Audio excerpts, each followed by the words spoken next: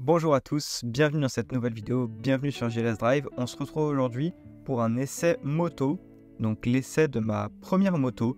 C'est une vidéo que j'ai tournée il y a longtemps, avec des plans GoPro d'il y a longtemps, je rajoute juste la voix off. J'espère que ça vous plaira quand même. Si c'est le cas, n'oubliez pas de vous abonner à ma chaîne YouTube, le petit like, le petit commentaire, ça fait toujours plaisir. Suivez-moi aussi sur TikTok et sur Instagram pour être tenu au courant de ce qui se passe sur la chaîne YouTube. Je poste des formats courts tous les jours qui tease un peu les vidéos disponibles sur la chaîne. Et donc, je vais pas garder le suspense plus longtemps. L'essai du jour, donc c'est l'essai de la Yamaha 125 TDR. Ce modèle est de 1999 et moi quand je l'ai possédée, elle avait entre 10 et 20 000 km. La Yamaha TDR 125, c'est une moto 125 cm3 de chez Yamaha qui a la particularité d'être équipée d'un moteur 2 temps. Le moteur 2 temps, pour faire très simple, c'est une technologie de moteur différente du 4 temps qui se distingue par les 4 phases qui composent son cycle contre 2 phases pour le moteur 2 temps justement. C'est un moteur qui n'est pas équipé d'un système de distribution avec une chaîne ou une courroie. En fait, le mélange, on appelle ça comme ça, est envoyé dans la chambre grâce à des trous sur le cylindre qu'on appelle des lumières. Ce moteur, il a aussi la particularité d'être lubrifié grâce à l'huile directement mélangée à l'essence. Le son du moteur 2 temps, il est très caractéristique, beaucoup plus aigu que les moteurs 4 temps.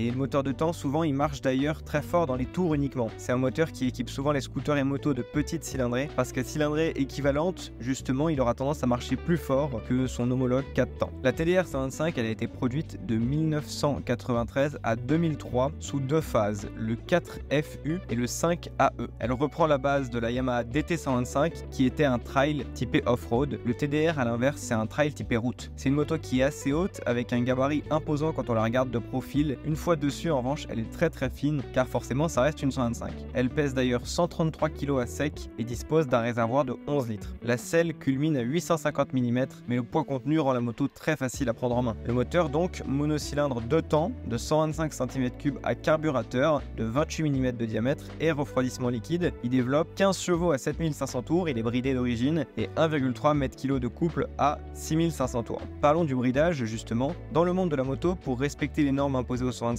les constructeurs doivent produire des modèles qui ne dépassent pas les 11 kW, soit 15 chevaux. Cependant, avant les années 2000, tous les modèles 125 étaient des 2 temps et faisaient plus de 15 chevaux. En débridant le TDR, ce qui est très facile et aussi très interdit, on peut facilement atteindre la puissance de 23-25 chevaux. La Cagiva Mito, par exemple, c'était une sportive italienne de seulement 125 cm3 qui faisait 34 chevaux débridés et qui arrachait tout. Le TDR 125 de notre essai du jour est bridé, mais vous allez voir, je vais en parler après, ça marche déjà très bien en fait. Pour ceux que ça intéresse, je crois que pour débrider la moto, il fallait modifier le pot, donc découper la bride, modifier le réglage carburateur et adapter l'admission d'air. Mais évidemment, je le précise, c'est illégal. À son guidon, on retrouve beaucoup d'équipements. C'était du haut de gamme pour la catégorie. Compteur de vitesse, contour, compteur kilométrique, trip pour les kilomètres parcourus depuis la pompe à essence, témoin de neutre, de plein phare, voyant moteur, les clignotants. Sous la selle, on retrouve la batterie, une trousse à outils Yamaha, l'accès au réservoir d'huile dont je parlerai plus tard, et un espace assez grand pour loger un U. Sur le carburateur, on retrouve la commande de starter et à côté le robinet d'essence qui permet de switcher entre le réservoir et la réserve, et puis le mode off. Ne pas oublier de remettre sur le mode réservoir quand on a fait le plein, sinon si on reste en réserve, forcément après on n'aura plus de réserve. Pour commencer par la partie cycle, que dire? Le cadre type Delta Box en acier, c'est une technologie Yamaha, est plutôt rigide pour une 125 et il confère à la moto un comportement exemplaire sur la route. C'est sain, ça tient très bien la route, le comportement est un peu sportif, tant dans la mise sur l'angle que dans la stabilité dans les trajectoires. Le très grand guidon, il aide aussi à bien prendre la moto en main, on la sent vachement bien. La mise sur l'angle, comme je disais, elle se fait très facilement, mais elle reste progressive. La moto a un comportement super sain dans toutes les situations, et sur une route sinueuse, c'est vraiment pas un problème pour elle d'attaquer. En plus, le poids plume aide énormément, surtout sur les changements d'angle. Pour un trail 125 des années 90, on sent quand même le côté très routier du TDR, les petits gènes un peu sportifs de la machine. Pour continuer sur la partie cycle, les suspensions sont bien sans être incroyables. Ça pourrait être plus ferme, mais entre le fait que ça soit du Yamaha et les 25 ans de la machine, elle s'en sort quand même pas trop mal. En fait, surtout, même si elle se balade un peu, elle ne prend pas énormément de contraintes en courbe parce qu'elle est légère, donc les suspensions un peu molles se font assez discrètes à ce niveau-là, c'est quand même plutôt pas mal. Au niveau du freinage, pas grand chose à dire. La moto est équipée d'un disque de 282 mm à l'avant avec un étrier double piston et d'un disque de 200 mm à l'arrière avec un étrier 5 pistons. Ça freine correctement, mais par contre ça plonge. La fourche elle a un grand débattement, trail oblige, et elle descend vraiment d'un étage quand on réalise un freinage appuyé. Aussi, il ne faut pas hésiter à tirer fort sur le levier pour avoir de la puissance. Comparé aux motos actuelles, la démultiplication, si je peux appeler ça comme ça, est un peu moins élevée, le freinage moins assisté entre guillemets. En tout cas, c'est le ressenti que ça donne. Ça freine bien, mais il ne faut pas hésiter à appuyer fort, progressivement, mais fort. Pour le confort, c'est top. La selle, elle est confortable, j'ai pu enchaîner parfois 4-5 heures de roulage et ça se fait très bien. La bulle, elle est très appréciable, je fais 1m78 et je suis plutôt bien protégé. La position aussi.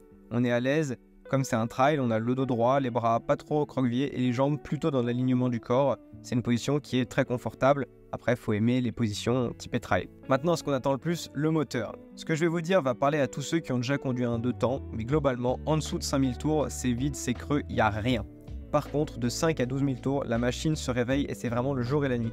L'aiguille du contour, elle s'envole dans un sifflement rageur caractéristique et là, ça avance. Ça avance vraiment bien pour une 125. J'ai déjà essayé des équivalents 4 temps, type KTM Duke 125, et franchement, en termes de ressenti, et peut-être même si on pouvait mesurer les perfs, le 125 2 temps marche vraiment mieux. Comme tout le couple et toute la puissance se trouvent en haut, ça tracte que dans cette zone-là, et donc c'est un peu désagréable à utiliser pour un non-initié. Faut pas mal jouer de la boîte, tomber 1 ou 2 rapports pour aller chercher des tours. Mais en revanche, dans cette zone, c'est super plaisant à utiliser. Le petit moteur, il a vraiment du caractère, ça procure beaucoup de plaisir parce que c'est très atypique à conduire. Et puis la zone dont je parle où le moteur marche reste quand même assez grande. On a quand même une plage d'utilisation qui est assez grande pour pouvoir exploiter la machine sans trop de problèmes. Moi j'adore le 2 temps, ça donne le sourire dès que le moteur se réveille parce qu'on n'a pas l'habitude qu'un moteur marche de cette façon-là. Pour les performances, ça se déplace bien dans la circulation sans aucun souci. Ça dose pas mal de voitures lambda évidemment. En vitesse de pointe sur le plat, on peut tenir le 115-120 compteur sans problème avec un modèle bridé. Et il est facile d'arriver à tenir le 130 avec un modèle débridé qui en plus marchera vraiment plus fort. Un autre truc dont on peut parler, c'est le système YVPS. C'est un système de valve à l'échappement qui permet d'optimiser le fonctionnement du moteur sur toute la plage de régime, un peu comme les arbres à cam variables en voiture ou sur les GS. Pour la boîte, c'est du Yamaha, ça claque un peu mais ça verrouille pas trop mal. C'est pas parfait mais c'est franchement très correct. Par contre, très bon point, c'est une boîte 6 et c'est vraiment un plus pour pouvoir profiter au mieux de la plage de régime optimale du moteur. Un des défauts du 2 temps dont je vais parler là, c'est que pour avancer, faut être dans les tours et être dans les tours, ça consomme. En plus, comme il y a une explosion à chaque tour de vélo contre un tous les 2 tours sur un 4 temps, c'est un moteur qui a de base des prédispositions à consommer et qui ne demande qu'à consommer plus à cause de son comportement. Plus sérieusement, moi je faisais environ 4,5 litres au 100 avec. Maintenant, je suis très léger et en version bridée. Sur le groupe Facebook TDR 125, c'est pas rare de voir des gens dépasser les 5,5 litres, voire les 6 litres, avec des modèles débridés ou en conduisant vraiment comme des forains. J'ai parlé plutôt de mélange 2 temps sans expliquer ce que c'était. Pour faire très simple, l'huile qui est normalement emprisonnée dans votre carter dans un moteur 4 temps, elle est ici mélangée à l'essence et c'est ce mélange qui lubrifie tout le bas moteur avant d'être admis dans la chambre de combustion. Ce mélange est composé de 2% d'huile dans l'essence et réalisé soit manuellement dans le réservoir, soit avec un système Autolube, c'est le nom donné par Yamaha pour leur système de pompe à huile qui fait le mélange toute seule. En gros, on fait le plein d'essence classique, le plein d'huile dans un petit réservoir d'1 litre sous la selle et la moto fait le mélange toute seule. A savoir que ce réservoir d'huile est censé donner une autonomie en huile d'environ 1000 km, mais comme la pompe adapte la quantité d'huile au régime, la conso en huile dépendra de votre style de conduite. Autre chose à prévoir, c'est l'entretien. Pas de vidange moteur, mais un contrôle ou un remplacement des bougies tous les 6 mois aux 6000 km. Idem pour le filtre à air, nettoyage ou remplacement tous les 6 mois aux 6000 km, selon les préconisations.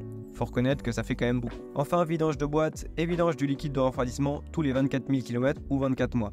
Chacun fera comme il veut, mais voilà, c'est des motos qui sont assez performantes pour la catégorie, la cylindrée entre guillemets, donc c'est bien de les entretenir maintenant tous les 6 mois, c'est peut-être un peu abusé quand même. Pour les bougies, mieux vaut ne pas trop tarder pour les changer, comme elles sont très sollicitées sur un 2 temps, elles peuvent claquer très vite. Ça m'était d'ailleurs arrivé une fois en 10 000 km. En revanche, c'est très facile à changer. Ça reste une moto très facile à entretenir avec quelques connaissances, ça peut facilement se faire soi-même et si on en prend soin, elles peuvent avaler beaucoup de kilomètres. Attention, au bout d'un certain kilométrage, il faudra peut-être remplacer le piston. Il y a des modèles sur internet avec des cotes un peu plus grosses que l'origine, il faut se renseigner. Il y a pas mal de tutos et de personnes qui expliquent ça très bien. Pour l'assurance, comme c'est une 125 assez ancienne, ça reste très abordable pour le monde de la moto.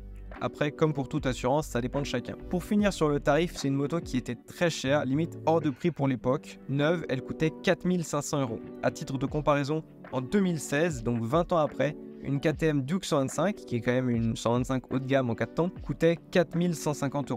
Quand on connaît les conversions en francs de l'époque, l'augmentation du salaire, etc., on se dit que 4500 € en 2000, c'était juste du délire. Pourtant, Yamaha, on a vendu des pelles parce que c'était une excellente moto, fiable, qui marchait fort, bien équipée, etc. Sur le bon coin aujourd'hui, il faut compter entre 1000 et 2000 € pour un modèle classique avec autour de 30 000 km. Certains vendront de très beaux exemplaires plus chers, jusqu'à 3000 €, mais parfois ils abusent et il est possible de trouver des modèles avec des travaux à prévoir pour moins de 1000 €. Ça reste un modèle qui plaît beaucoup.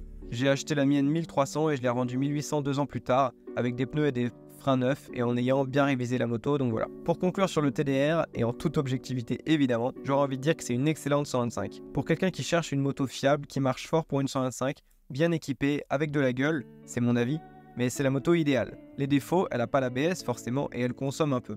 En dehors de ça, elle est très confortable, la partie cycle est au top et c'est une 125 qui permettra de faire des kilomètres comme une grosse cylindrée, mais seulement avec le permis A1 ou la formation de 7 heures, et ça c'est un avantage non négligeable. J'espère que ce format un peu particulier vous a plu. Voilà, c'était vraiment des plans GoPro qui datent d'il y a peut-être même 4 ans maintenant.